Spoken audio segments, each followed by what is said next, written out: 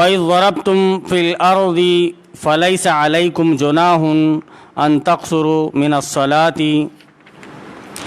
إِنْ خِفْتُمْ أَن يَفْتِنَكُمُ الَّذِينَ كَفَرُوا إِنَّ الْكَافِرِينَ كَانُوا لَكُمْ عَدُوٌّ مُّبِينٌ وَإِذَا كُنْتَ فِيهِمْ فَأَقَمْتَ لَهُمُ الصَّلَاةَ فَلْتَقُمْ طَائِفَةٌ مِّنْهُمْ مَعَكَ وَلْيَأْخُذْوا أَسْلِحَتَهُمْ فَإِذَا سَجَدُوا فَلْيَكُونُوا مِنْ وَرَائِكُمْ وَلْتَأْتِ طَائِفَةٌ أُخْرَى لَمْ يُصَلُّوا فَلْيُصَلُّوا مَعَكَ وَلْيَأْخُذُوا حِذْرَهُمْ وَأَسْلِحَتَهُمْ وَدَّ الَّذِينَ كَفَرُوا لَوْ تَغْفُلُونَ عَنْ أَسْلِحَتِكُمْ وَأَمْتِعَتِكُمْ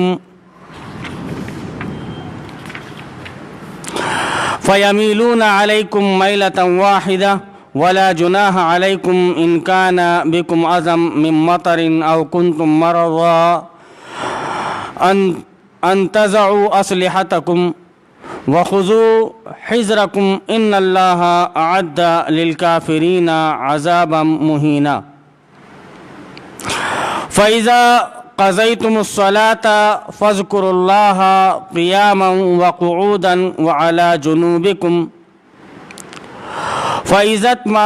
فإذا اطمأننتم فأقيموا الصلاة إن الصلاة كانت على المؤمنين كتابا موقوتا ولا تهنوا في ابتغاء القوم إن تكونوا تعلمون فإنهم يعلمون كما تعلمون وترجون من الله ما لا يرجون وكان الله عليما حكيما۔ صدق اللہ العظیم۔ معزز سامعین، ابھی آپ نے سورہ نساء کا 15واں رکوع سماعت فرمایا۔ یہ آیت نمبر 101 سے 104 تک ہے۔ جیسا کہ اس سے پہلے آپ کے سامنے یہ بات رکھی گئی کہ یہ قرآن کریم اللہ رب العالمین نے حالات کو دیکھتے ہوئے وقتاً فوقتاً آیتوں کا نزول فرمایا۔ جب جیسی ضرورت پیش آئی اللہ رب العالمین نے وہ آیتیں نازل فرما دیں، یعنی حکم نازل فرما دیا نبی صلی اللہ علیہ وسلم کے لیے کہ اب آپ ایسی کنڈیشن میں پھنس گئے ہیں تو اب آپ کو کیا کرنا ہے، کیسے کرنا ہے۔ اللہ رب العالمین نے حکم دے دیا۔ انہی احکام میں سے ایک حکم یہ بھی ہے کہ اللہ رب العالمین بیان فرما رہا ہے کہ اور جب تم لوگ سفر کے لیے نکلو تو کوئی مضائقہ نہیں اگر نماز میں اختصار کرو، نماز میں اختصار کرو۔ جب تم لوگ سفر کے لیے نکلو تو کوئی مضائقہ نہیں اگر نماز میں اختصار کرو، جبکہ تمہیں اندیشہ ہو کہ کافر تمہیں ستائیں گے کیونکہ وہ کھلم کھلا تمہاری دشمنی پر تلے ہوئے ہیں۔ اور اے نبی صلی اللہ علیہ وسلم، جب تم مسلمانوں کے درمیان ہو اور حالت جنگ میں انہیں نماز پڑھانے کھڑے ہو تو چاہیے کہ ان میں سے ایک گروہ تمہارے ساتھ کھڑا ہو اور اسلحہ لیے رہے۔ ایک گروہ تمہارے ساتھ کھڑا ہو اور اسلحہ لیے رہے، پھر جب وہ سجدہ کر لے تو پیچھے چلا جائے، اور دوسرا گروہ جس نے ابھی نماز نہیں پڑھی ہے آ کر تمہارے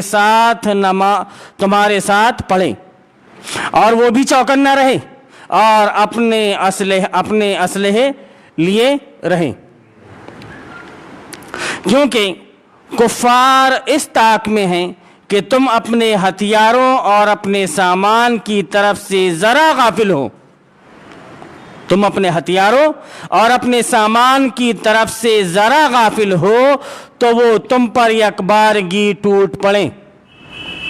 البتہ اگر تم بارش کی وجہ سے تکلیف محسوس کرو، بارش کی وجہ سے تکلیف محسوس کرو یا بیمار ہو تو اسلحہ رکھ دینے میں مضائقہ نہیں، مگر پھر بھی چوکنے رہو۔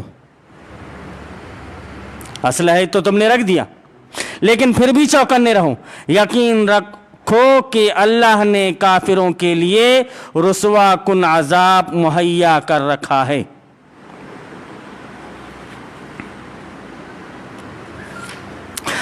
یہاں پر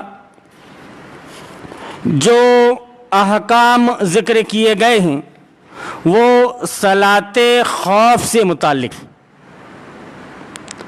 صلاۃ خوف سے متعلق۔ یہ کون سی نماز ہے بھائی؟ ہم نے تو ابھی تک 5 نمازیں سنی تھیں، یہ صلاۃ خوف کون سی نماز آ گئی؟ یہ جنگ کے وقت میں پڑھی جانے والی نماز ہے۔ اس سے پہلے جو اللہ رب العالمین نے ذکر کیا وَإِذَا ضَرَبْتُمْ فِي الْأَرْضِ فَلَيْسَ عَلَيْكُمْ جُنَاحٌ أَن تَقْصُرُوا مِنَ الصَّلَاةِ، کہ اور جب تم لوگ سفر کے لیے نکلو تو کوئی مضائقہ نہیں اگر نماز میں اختصار کرو۔ ایک یہ حکم ہو گیا اور دوسرا حکم آگے اسی سے ملا جلا۔ اب سفر کے لیے آپ کو نکلنا ہے تو وہ سفر آپ کا جہاد کے لیے بھی ہو سکتا ہے یا اپنے پرسنل کام کے لیے بھی ہو سکتا ہے، تو ایسے وقت میں آدمی کو قصر کرنا چاہیے یا نہیں کرنا چاہیے؟ خلاصہ کلام یہ ہے کہ جب بھی آپ سفر میں نکلیں، جب بھی سفر میں نکلیں آپ، وہ کوئی سا بھی سفر ہو، چاہے وہ آپ کا بزنس کا سفر ہو یا پھر رشتہ داریوں میں جانے والا سفر ہو یا پھر آپ حج اور عمرے کے لیے جا رہے ہو یا پھر آپ جہاد فی سبیل اللہ میں نکلے ہو، کوئی بھی سفر ہو، اس سفر میں آپ کو نماز قصر کرنی، نماز قصر کرنی۔ حافظ ابن کثیر رحمۃ اللہ علیہ نے اس سلسلے میں بڑی لمبی تشریح کی ہے، بڑی لمبی تفسیر ائمہ کرام کے درمیان، مفسرین کے درمیان جو اختلافات ہیں، سارے اختلافات کو انہوں نے ذکر کیا ہے کہ انہوں نے ایسا کہا، انہوں نے ایسا کہا، انہوں نے ایسا کہا، لیکن خلاصہ کلام اس کا جو ہے وہ یہ کہ آپ جس سفر میں بھی نکلو آپ کو نماز میں قصر کرنی ہے۔ اگر نہیں کرتے ہو آپ تو بھی چلے گا،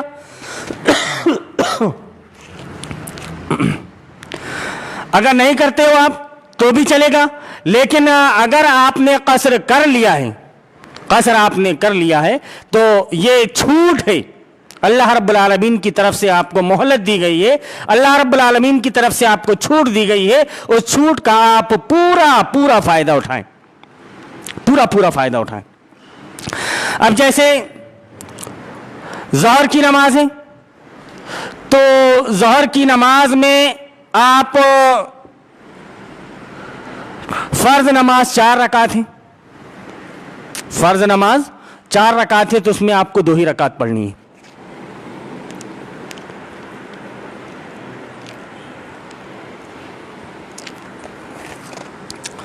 الحمدللہ، فرض نماز میں 4 رکعت ہیں تو آپ کو 2 ہی رکعت پڑھنی، سنت اس میں آپ کو نہیں پڑھنی۔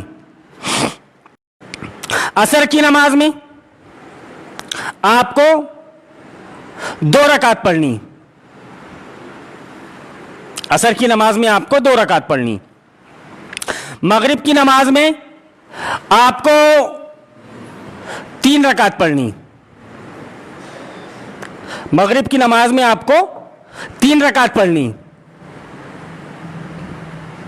اور عشاء میں آپ کو 2 رکعت اور 1 وتر پڑھ لیں۔ فجر کی نماز میں آپ کو 2 رکعت سنت بھی پڑھنی ہے اور 2 رکعت فرض بھی پڑھنی۔ یہ آپ کو جو نماز پڑھنی ہے قصر میں، اس जो जितनी रकात पढ़ी जाएंगी उतनी रकात आपके सामने मैंने बयान कर दिया। एक मसला यहां पर यह भी पैदा होता है कि हमारे वो भाई जो हमेशा सफर पर रहते हैं, ट्रेवल करते हो, ट्रैवलिंग का काम है उनका, ड्राइवर है, अब गाड़ी लेकर के उनको इधर उधर जाना आना है, गाड़ी लेकर के उनको इधर उधर जाना आना है, तो उनको अगर वक्त मिल रहा है, जैसे खाने के लिए अगर रुके हैं दोपहर में, सुबह तो आदमी फ्रेश होकर के निकलता है, तो सुबह फजर की नमाज 2 सुन्नतों के साथ में पढ़ करके निकल जाएं। दोपहर में अगर खाने के लिए वो रुके हैं, वक्त उसके पास में है और ये लग रहा है कि अब गैर मुस्लिम पैसेंजर भी हैं साथ में, रास्ते में रुकना नहीं होगा असर में, तो वो दोनों नमाजों को जमा कर ले, ज़ोहर को और असर को। ज्यादा वक्त नहीं मिल रहा है तो दोनों को कसर कर ले, अगर वक्त है उसके पास में तो दोनों को पूरी पूरी पढ़ ले। ये कंडीशन के हिसाब से वो सेट कर ले, क्योंकि उसका ये मामूल रोजाना का है, रोजाना का है। हालांकि नबी करीम सल्लल्लाहु अलैहि वसल्लम से और बहुत से सहाबा इकराम रिज़वानुल्लाह अलैहिम अजमईन से, अक्सर तो सहाबा इकराम रिज़वानुल्लाह अलैहिम अजमईन से बेशतर अहादीस ऐसी मिलती हैं कि उनको ये रहता था कि भाई किसी वजह से हम कहीं पर फंस गए, अब जैसे ही हालात साजगार होंगे हम निकल जाएंगे। तो उन्होंने 2-2 साल तक मुसलसल कसर की नमाज पढ़ी, सहाबा इकराम रिज़वानुल्लाह अलैहिम अजमईन। कोई टाइम की कैद नहीं थी कि हमें इतने टाइम तक ही यहां पर रुकना है। अगर टाइम की कैद हो जाती तो फिर उसके बाद में अइम्मा इकराम का उसमें इख्तिलाफ है कि कितने टाइम तक के आदमी रुक रहा है, तो वो कसर करेगा या फिर वो जमा कर या फिर वो पूरी नमाज पढ़ेगा। बहरहाल ये एक मसला। अब दूसरी चीज यहां पर सलाते खौफ की, खौफ वाली नमाज, यानी जंग की हालत में जो आपको नमाज पढ़नी है तो आप वो नमाज कैसे पढ़ेंगे? जंग की हालत में नमाज आपको कैसे पढ़नी है? तो अल्लाह रब्बुल आलमीन ने ये यहां पर जिक्र कर दिया कि ऐ नबी सल्लल्लाहु अलैहि वसल्लम, जब तुम मुसलमानों के दरमियान हो और हालत जंग में उन्हें नमाज पढ़ाने खड़े हो तो चाहिए कि उनमें से एक गिरोह तुम्हारे साथ खड़ा हो और असलहा लिए रहे। फिर जब वो सजदा कर ले तो पीछे चला जाए और दूसरा गिरोह जिसने अभी नमाज नहीं पढ़ी है आकर तुम्हारे साथ पढ़े और वो भी चौकन्ना रहे और अपने असलहा लिए रहें। एक जमात नहीं, आइए एक जमात नबी सल्लल्लाहु अलैहि वसल्लम के साथ में ये खड़ी हुई, वो नमाज पढ़ रही, एक जमात। दूसरी जमात बराबर निगरानी में, दूसरी जमात बराबर निगरानी में है कि कहीं काफिर हमला तो नहीं कर देंगे। नमाज आपको उस वक्त में भी नहीं छोड़नी। इसकी कंडीशनें भी अलग अलग मुफस्सिरीन ने बयान की हैं। अब वो जब एक रकात पूरी कर ले तो वो पीछे आ जाए, दूसरी जमात आगे बढ़ जाए, अब ये उसकी निगरानी करें, ये बराबर उसकी निगरानी करें, अब ये निगरानी करें उस और वो नमाज पढ़ ले। अबू दाऊद शरीफ के अंदर बहुत से तरीक़े इसके बताए गए हैं। लगभग मेरा ऐसा ख्याल है कि 7-8 तरीके सलाते खौफ के अलग अलग कंडीशन के हिसाब से बताए गए हैं कि आपको अलग अलग कंडीशन में जैसी भी कंडीशन पेश आती है आपको नमाज पढ़ना है, आपको नमाज नहीं छोड़ना है। कभी अगर हालात ऐसे बन जाएं कि मौका ही नहीं मिला, मोहलत ही नहीं मिली, तो आपको नमाज जमा कर लेना है। अगर वो भी मोहलत नहीं मिली तो आपको बाद में नमाज कज़ा कर लेनी, बाद में आपको नमाज कज़ा कर लेनी। तो अल्लाह रब्बुल आलमीन ये अहकाम बयान फरमा रहा है। इसी हुक्म में मुझे वो एक हदीस याद आ रही है जो अबू दाऊद शरीफ के अंदर है कि नबी करीम सल्लल्लाहु अलैहि वसल्लम ने बयान फरमाया कि उक़्तुलुल अस्वदैनि फ़ी सलात अल हय्यत वल अक़रब, के नमाज में, नमाज आप पढ़ रहे हो, कोई मूज़ी जानवर आपके पास सामने आ गया, हदीस में जो मिसाल दी गई है अल हय्यत वल अक़रब, सांप और बिच्छू की, कि आप अगर नमाज पढ़ रहे हो, नमाज में आपकी नियत बंधी हुई है, नमाज पढ़ रहे हो आप, नियत बंधी हुई है आपकी, और अचानक सांप आ जाए, आप नियत तोड़कर पहले सांप को मारें, नियत तोड़कर पहले आप बिच्छू को मारें। बिच्छू का जहर कम चढ़ता है, छिपकल का जहर को ज्यादा जल्दी चढ़ जाता है। बहुत खतरनाक जहर होता है उसका, कि आदमी को मोहलत नहीं मिलती और उसका जहर बहुत जल्दी खून के अंदर, मैदे के अंदर जाकर के और असर करता है। तो छिपकल भी हम देखते हैं कि बहुत से भाई लोगों को मसला ना मालूम होने की वजह से नमाज पढ़ रहे हैं, अगर छिपकल आ गई तो तिरप रहे हैं, इधर से उधर, उधर से इधर। नमाज अपनी खराब क्यों कर रहे हैं? आप नमाज तोड़ो, पहले उसको मार दो, उसको मार दो आप, और फिर उसके बाद में आप अपनी नमाज को पूरी कर लो। या आपके पास में रुमाल रखा हुआ है, छिपकल आ गई, मार दो ऐसा, आपकी नमाज में फर्क नहीं पड़ेगा, मार दो उसको ऐसा। मार दिया आपने उसको ऐसा, वो मर गई, आप इत्मीनान से आप अपनी नमाज को पूरी कर लो। लेकिन मसाइल ना मालूम होने की वजह से आदमी परेशान ज्यादा होता है, आदमी परेशान ज्यादा होता है। तो इस शरीयत ने इंसान के लिए हल निकाल दिया है और बहुत आसान कर दिया, बहुत आसान कर दिया शरीयत को, कि आप शरीयत पर अमल पैरा हो। किसी आदमी को यह कहने का मौका ना मिले कि देखो मियां मैं आज नमाज पढ़ने के लिए गया, वो सांप ने काट लिया, नमाज पढ़ने में कोई फायदा ही नहीं, मुझे सांप ने काट लिया। अल्लाह रब्बुल आलमीन ये हुक्म दे रहा है कि कोई भी मूजी जानवर अगर आ जाता है सामने तो आप नमाज तोड़ करके उसको पहले मारो और फिर उसके बाद में आप नमाज पढ़ लो। फिल्मों में अलग अलग तरीके के नमाज के तरीके दिखाए जाते हैं कि गोलियां पड़ रही हैं हीरो को, लेकिन वो नमाज से हल नहीं रहा है, नमाज से हल नहीं रहा है। तो गोया इस तरह से बुरी शक्लें इस्लाम की बनाकर लोगों के सामने पेश कर दी गई कि उसको ऐसा पेश कर दिया गया कि लोग इस्लाम से बदजन हो गए, जबकि ये इस्लाम जो है लोगों के लिए रहमत है। अगर आदमी इस इस्लाम पर अमल करने लगे, इस्लाम के मुताबिक अगर अपनी जिंदगी गुजारने लगे, तो दुनिया में भी उसको चैन और सुकून मिले और आखिरत में भी उसको चैन और सुकून मिलेगा। अल्लाह रब्बुल आलमीन उसको इनाम और इकराम से नवाजेगा। लेकिन आदमी अल्लाह रब्बुल आलमीन के बताए हुए तरीके के मुताबिक नहीं चलता, बल्कि इंसानों के बताए हुए तरीके के मुताबिक चलने लगता है, तो फिर गड़बड़ी सारी वहीं से पैदा होती है, चाहे वो जिस्मानी हो या रूहानी। आगे अल्लाह रब्बुल आलमीन बयान फरमा रहा है कि ये देखिए कि सलात खौफ का जो तरीका एक यहाँ पर कुरान में बयान किया गया है, और जिसको भी ये देखना है कि ये इसके और कौन कौन से तरीके हैं, तो वह हदीस की तरफ रुजू कर सकता है और उसको वो तरीके मालूम हो सकते हैं।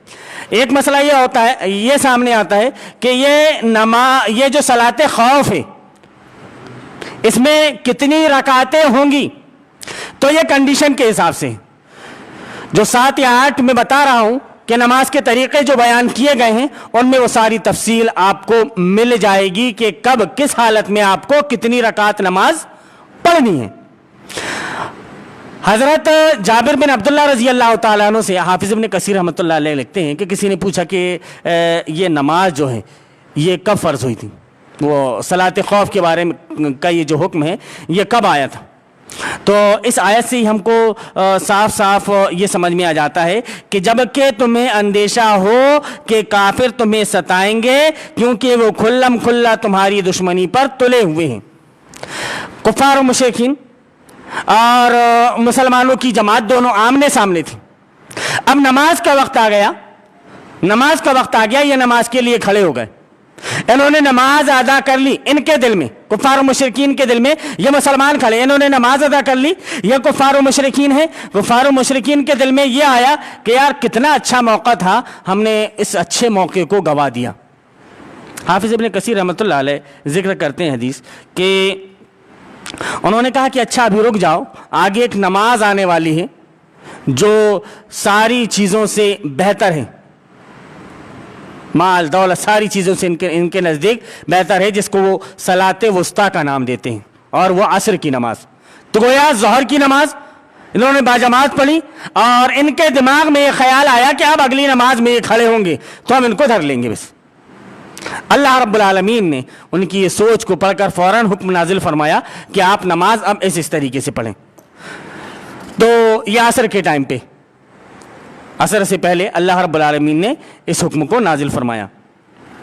اے نبی صلی اللہ علیہ وسلم جب تم مسلمانوں کے درمیان ہو اور حالت جنگ میں انہیں نماز پڑھانے کھڑے ہو تو چاہیے کہ ان میں سے ایک گروہ تمہارے ساتھ کھڑا ہو اور اسلحہ لیے رہے، پھر جب وہ سجدہ کر لے تو پیچھے چلا جائے، اور دوسرا گروہ جس نے ابھی نماز نہیں پڑھی ہے آ کر تمہارے ساتھ پڑھے اور وہ بھی چوکنا رہے اور اپنے اسلحہ لیے رہے، کیونکہ کفار اس طاق میں ہیں کہ تم اپنے ہتھیاروں اور اپنے سامانوں کی طرف سے ذرا غافل ہو۔